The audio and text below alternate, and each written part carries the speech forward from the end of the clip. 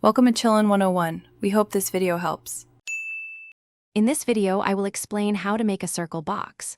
First, gather your materials, including 2 sheets of sturdy cardstock, a pair of sharp scissors, and strong craft glue.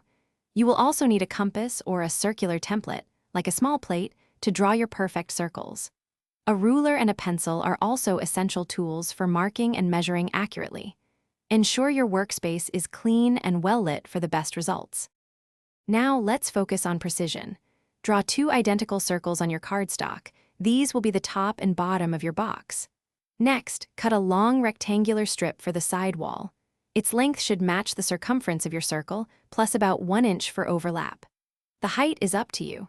Score one long edge of this strip about 1/2 inch in, then make small, even snips along this scored line to create tabs. With your pieces ready, it's time for assembly. Apply a thin, even layer of strong craft glue to the tabs you just created on the side wall strip. Carefully press these tabs onto the edge of one of your circular pieces, forming the base of your box.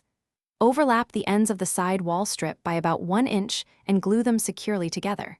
Finally, you can attach the second circle to create a snug-fitting lid. To complete your project, personalize your circle box. You can decorate it with paint, decorative paper, or even fabric. Add ribbons, beads, or other embellishments to make it truly unique. For a 2-piece box, ensure the lid fits snugly but not too tightly. Remember to allow ample drying time, at least 30 minutes, for all glued sections to ensure a strong and durable finish.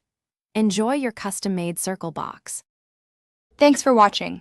Consider subscribing if we helped you.